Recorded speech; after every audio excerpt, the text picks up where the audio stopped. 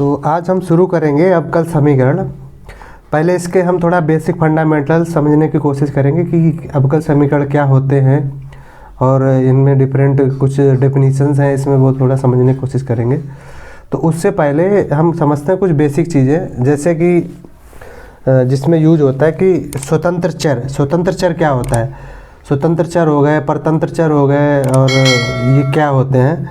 तो जैसे मान लो कोई इक्वेशन दी हुई है हमारे पास, जैसे y = x। तो इसमें देखोगे, इसमें ना हमारे पास ये जो है ये हो गया स्वतंत्र, क्योंकि ये इंडिपेंडेंट है, और ये हो गया परतंत्र। परतंत्र बोले तो ये डिपेंड है इस पे, x पे। y की वैल्यू चेंज होगी जैसे ही x की वैल्यू चेंज होगी। तो इसलिए हम इसको बोलते हैं कि ये जो है y है वो डिपेंडेंट वेरिएबल है, x जो है इंडिपेंडेंट वेरिएबल है। इंडिपेंडेंट वेरिएबल को हिंदी में बोले तो स्वतंत्र चर, और उसमें इंग्लिश में इसको इंडिपेंडेंट वेरिएबल बोलते हैं। y जो है वो डिपेंडेंट है x पे, तो y हो गया हमारा परतंत्र चर। अब समझते हैं कि अवकल समीकरण मतलब क्या होते हैं। तो इसकी एक परिभाषा पहले समझ लो। परिभाषा सीधी भाषा में अवकल समीकरण की परिभाषा समझे तो क्या होता है कि एक ऐसा समीकरण जिसमें हमारे पास ये स्वतंत्र चर भी हो या परतंत्र चर हो, या फिर इनका अवकलन इसमें हो शामिल, उसको हम बोलते हैं अवकल समीकरण। अब जैसे अवकल समीकरण हम एक सिंपल भाषा में लिखें, जैसे dy/dx प्लस y = 0। अब इसमें देखोगे ये हमारे पास क्या हो गया, ये हो गया हमारे पास परतंत्र चर। ये क्या हो गया, ये हो गया अवकलन किसका? परतंत्र चर का। किसके सापेक्ष? स्वतंत्र चर के सापेक्ष। तो अवकल, ये एक अवकल समीकरण हो गया। तो अवकल समीकरण एक और जैसे एग्जाम्पल है dy/dx प्लस x = 0। तो अब इसमें देखो हम क्या कहना चाहते हैं कि अवकल समीकरण वो होता है जिसमें स्वतंत्र चर के सापेक्ष परतंत्र चर का अवकलन गुणांक हो, और उसमें अवकलन स्वतंत्र चर भी हो सकता है इंडिपेंडेंट, और परतंत्र चर भी हो सकता है। तो ये जो है उसकी परिभाषा अगर आप लिखना चाहो तो इस तरह से लिख सकते हैं। परिभाषा को अगर थोड़ा सिंपली भाषा में लिखें, स्वतंत्र चर,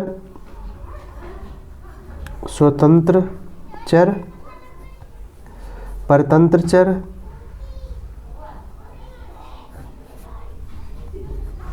चर तथा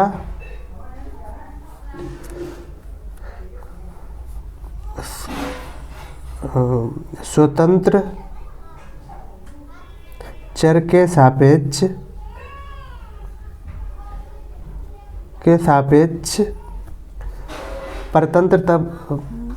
स्वतंत्र चर के सापेक्ष परतंत्र चर का अवकलजों से युक्त समीकरण को अवकल समीकरण कहते हैं।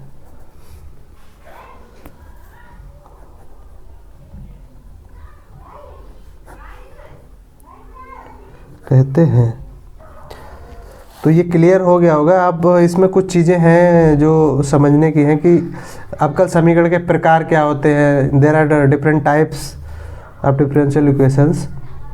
तो पहला है अवकल समीकरण के प्रकार। तो इसमें प्रकार क्या है इनके? पहला तो है साधारण अवकल समीकरण। साधारण अवकल समीकरण, साधारण अवकल, इसको इंग्लिश में बोलते हैं ordinary differential equation. Ordinary differential equation.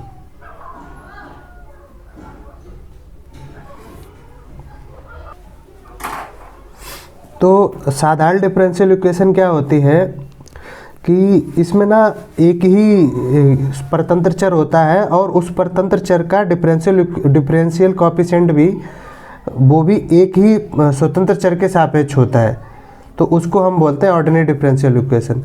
तो जैसे अगर हम परिभाषा इसकी लिखें तो यदि किसी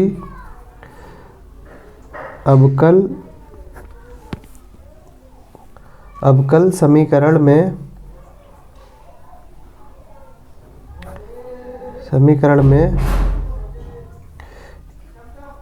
एक में केवल एक परतंत्र चर तथा उसके एक ही स्वतंत्र चर के साथ तथा उसके एक ही स्वतंत्र चर के सापेक्ष अवकलज हैं,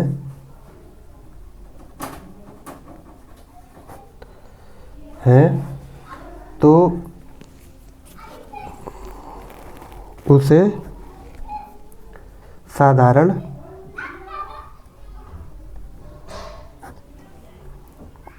अवकलज समीकरण कहते हैं, अवकल समीकरण कहते हैं। तो उम्मीद है इससे क्लियर हो गया होगा। इसमें साधारण समीकरण में क्या, अवकल समीकरण में क्या होता है, इसमें केवल एक ही परतंत्र चर होता है और वो परतंत्र चर किसी एक ही स्वतंत्र चर के सापेक्ष में उसके अवकलज होते हैं। अवकलज बोले तो डिफरेंशियल कोएफिशिएंट इंग्लिश में बोलते हैं। तो अगर कोई ऐसी डिफरेंशियल इक्वेशन है जिसमें एक ही परतंत्र चर है, dependent variable, and that dependent variable has differential coefficient with only one independent variable, then it is called the ordinary differential equation। जैसे ऊपर हमने एग्जाम्पल जो दिए हैं ये सारे हमारे ऑर्डिनरी मतलब साधारण अवकलज है, अवकल समीकरण है। जैसे इसमें देखेंगे एक ही डिपेंडेंट वेरिएबल है, क्या है, बाई, जो परतंत्र चर है वो एक ही है बाई, और इसमें हम किसके सापेक्ष अवकलन कर रहे हैं, एक्स के, वो भी एक ही है। तो एक dependent variable is being differentiated with respect to one independent variable. यहाँ पे एक परतंत्र चर का अवकलज भी एक ही स्वतंत्र चर के सापेक्ष है, ऐसे को हम बोलते हैं साधारण अवकलज समीकरण। तो बता दें। अब हम दूसरा इसका जो प्रकार है वो होता है आंशिक अवकल समीकरण। आंशिक अवकल समीकरण।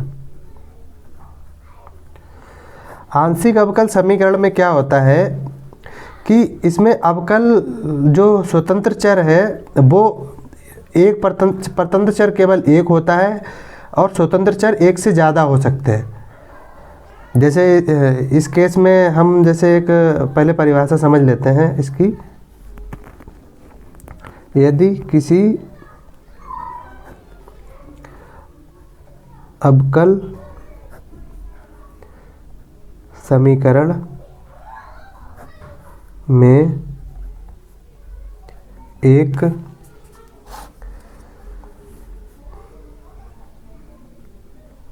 परतंत्र चर तथा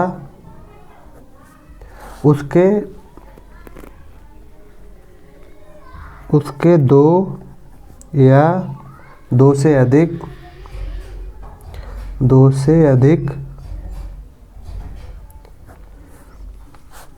स्वतंत्र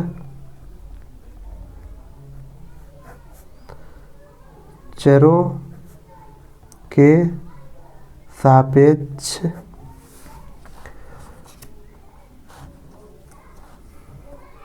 अवकलज हैं,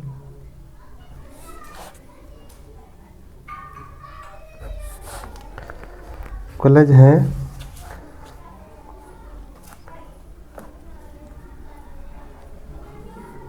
तो उसे आंशिक अवकलज समीकरण कहते हैं।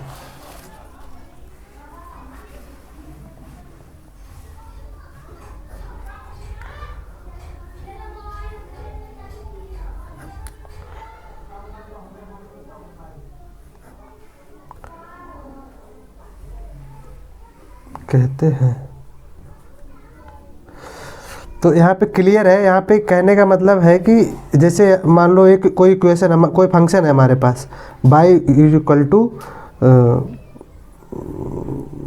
कुछ भी, जैसे कोई एक differential equation D Y upon D X plus D Y upon D T del Y upon del X plus del Y upon D T equal to 0। अब इसमें देखोगे यहाँ पे हमारा ये जो है डिपेंडेंट वेरिएबल क्या है, परतंत्र चर एक है बाई दोनों में, लेकिन इसका x के सापेक्ष भी अवकलन हो रहा है और t के सापेक्ष भी अवकलन हो रहा है। तो इस केस में ये क्या हो गया, हमारा आंशिक अवकलन हो गया, क्योंकि ये इसका हम दो इंडिपेंडेंट वेरिएबल के सापेक्ष सेम का अवकलन करते हैं। ये जनरली आता है जैसे जब जो फंक्शन होते हैं जो दो या दो पे स्वतंत्र चरों पे डिपेंड होते हैं, उनके केस में इस तरह का आता है।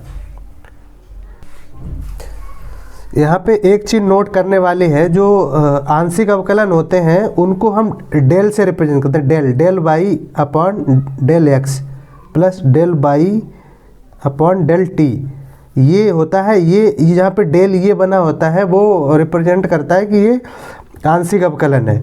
जो साधारण अवकलन होते हैं जो उसमें क्या होता है D Y upon D X, इस तरह का यूज करते हैं। अब आते हैं इनके कुछ संकेत समझ लेते हैं कि हम इनको जो कुछ सिंबल होते हैं वो क्या, उनका क्या मतलब होता है इन अवकल समीकरण में। तो जैसे कहीं पे लिखा होता है D Y upon D X, थोड़ा यहाँ पे हेडिंग डाल देते हैं,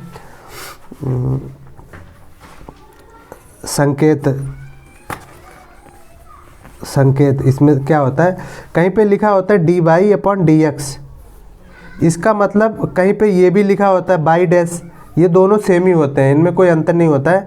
कहीं पे ऐसा लिखा होता है D two by upon D X square, और उसको कहीं पे किसी में बाई डबल डैश लिखा होता है, ये दोनों सेम होते हैं। इसी तरह इस तरह क्या बोलते हैं D N by upon D X power N, इसको हम बाई एन इस तरह से भी लिख सकते हैं। तो ये इनका मतलब सेम ही होता है, चाहे तो आप D Y upon D X लिख लो या बाई डैश लिख लो। तो जो यहाँ पे ये पावर होता है वही यहाँ पे ये उतनी बार हम डैश लगा देते हैं, इस तरह से ये रिप्रेजेंट इनका होता है रिप्रेजेंटेशन। अब आते हैं इनके कुछ इम्पोर्टेंट कुछ चीज़ें हैं जो इससे जुड़ी हुई हैं, वो समझ लेते हैं।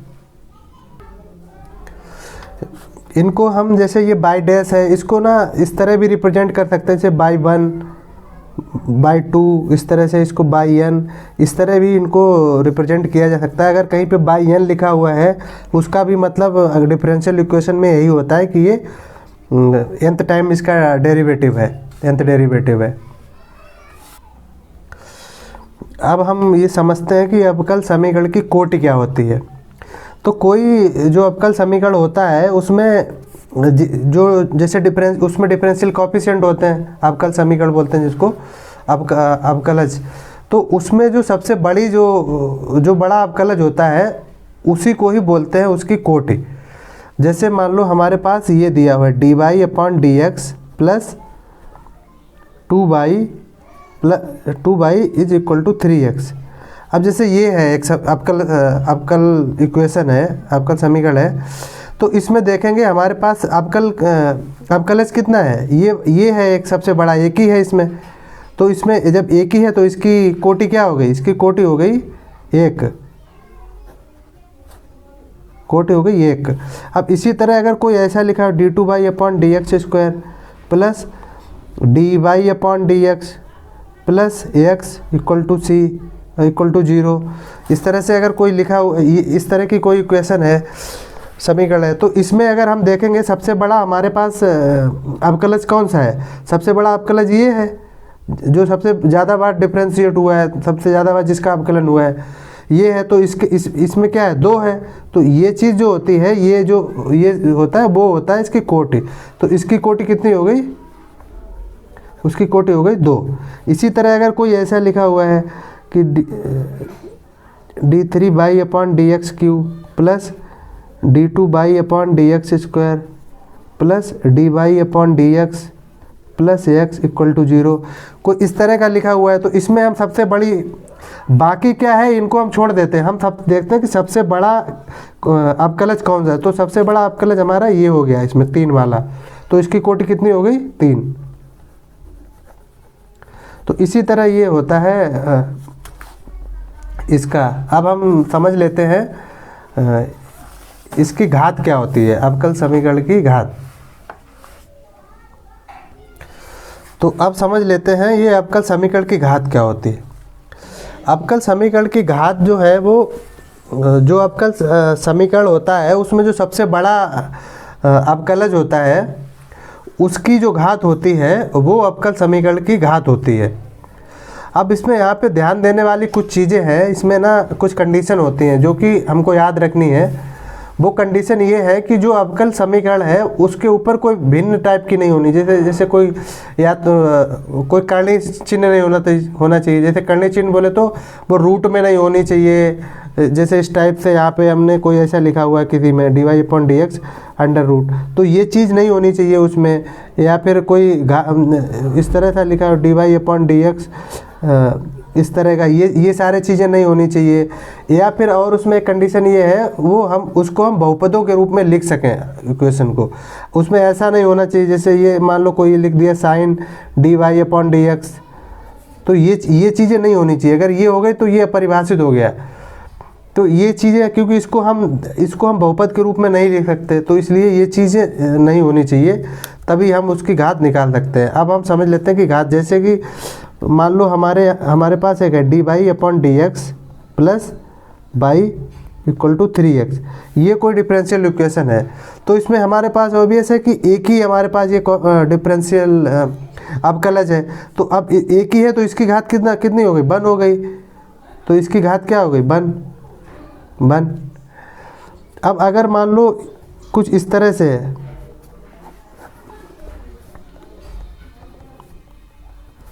तो इसमें भी एक ही है, और ये इसमें तो और ये इसकी घात कितनी हो गई, 2 हो गई। अगर ऐसा लिखा हुआ है d2/dx² plus dy/dx plus y=3x, तो इस केस में भी हमको याद क्या रखना है, जो सबसे बड़ा अवकलज है। सबसे बड़ा अवकलज क्या है, ये सबसे बड़ा अवकलज है। तो उसका सबसे बड़ा अवकलज की घात, इसकी घात कितनी है, 1 है, तो इसकी भी घात क्या हो गई, 1। अब अगर कहीं ऐसा लिखा हुआ है d2/dx² की घात का square plus dy/dx plus y=3x, अगर ऐसा लिखा हुआ है तो इस केस में हम देखेंगे सबसे बड़ा अवकलज क्या है, ये है हमारा, और इस पर कितनी घात लगी हुई है, 2, तो इसकी घात कितनी हो गई, 2। अब अगर कहीं ये लिखा हुआ है d2/dx², इसकी घात 2 है, और dy/dx इसकी घात कितनी है, इसकी घात 3 चढ़ा दी सपोज, y=3x। अब इस केस में कोई पूछेगा आपसे कि इस अवकल समीकरण की घात क्या हुई, तो हमको वही याद रखना है जो सबसे बड़ा अवकलज है, इसमें क्या है, ये इसकी घात कितनी है, 2, तो इसकी भी घात कितनी हो गई, 2। हमको ये नहीं देखना है क्योंकि ये छोटा है, इसलिए इसको हम इग्नोर करेंगे। हमको केवल ये वाला ध्यान रखना, बड़ा सबसे बड़ा। ये तो हो गया ये। अब आते हैं कि जैसे कभी कभी कुछ ऐसे भी क्वेश्चन आ जाते हैं। अब कुछ हम ऐसे समझ लेते हैं जैसे कि जिनकी घात परिभाषित नहीं होती है और दिए होते हैं, आपको उन पे थोड़ा ध्यान रखना पड़ेगा जब भी आप इस तरह का क्वेश्चन आए तो। dy/dx² 2 प्लस, और कहीं इस तरह का लिख दिया है ये साइन के अंदर, फिर dy/dx = 0। अब आपको यहाँ पे देखोगे, ये तो इसमें अगर आप ये कंफ्यूज हो जाओगे कि इसमें सबसे बड़ा ये है, इस पे 2 घात चढ़ी है तो इसकी घात 2 हो गई। लेकिन यहाँ पे हम देखोगे ये इसमें जो टर्म है ये, इसको हम अलग नहीं कर सकते इसको, क्योंकि ये एक ही है तो इसको हम अलग अलग करके नहीं लिख सकते, इसलिए इसकी ये जो है वो परिभाषित नहीं है। तो इसको हम, इसकी घात, इस समीकरण की घात जो है वो परिभाषित नहीं है। इसी तरह से अगर कुछ और रूट टाइप में लिखा हुआ है वो भी हम उसको भी ध्यान रखना पड़ेगा। जैसे कि तो हम जैसे बात कर रहे थे एक और अवकल समीकरण की, जैसे कि suppose d2 by upon D X square plus equal to under root D Y upon D X. अब जैसे ये है तो अब इस केस में क्योंकि ये अंडर रूट के अंदर आ गया, अब आपको इसकी अगर डिग्री निकालनी है तो कैसे निकालेंगे? हम ऐसे नहीं कर सकते कि सबसे बड़ा ये वाला है इसकी डिग्री 1 है। इस केस में हमने आपको बताया था कि जो रूट जो है रूट के अंदर ये चीज़ नहीं होनी चाहिए। कहने का मतलब है ये कोई घात के वैसा नहीं होना चाहिए फ्रैक्शन में। तो इसके लिए इसको हमको डिग्री निकालने के लिए पहले हम क्या करेंगे, दोनों साइड का स्क्वायर कर लेंगे, वर्ग कर लेंगे। तो इसका वर्ग करेंगे तो क्या हो जाएगा, d2 by upon D X square, इसकी घात 2 हो जाएगा और ये अब ये हट जाएगा घात, तो ये D Y upon D X. आप देखेंगे अब इस पर कोई फ्रैक्शन नहीं है हमारे पास, भिन्न नहीं है इस घात के रूप में। तो अब क्या करेंगे, अब हम चेक करेंगे, इस सबसे बड़ा ये है, इसकी घात कितनी 2, तो इसकी घात कितनी हो गई 2। तो ये इस तरह के याद रखना पड़ेगा। अगर फ्रैक्शन में है कोई अवकलज तो हमको उसको उसका फ्रैक्शन हटाना पड़ेगा। उसके लिए आपको जो भी मेथड हो, जैसे मोस्टली क्या करते हैं, जो भी जैसे फ्रैक्शन स्क्वायर रूट है तो हम स्क्वायर करेंगे दोनों, उसको दूसरी साइड ले जाके, या जो भी है उस तरह से हम निकाल सकते हैं उसका डिग्री। तो यहाँ पे ये हम इसको फिनिश करते हैं।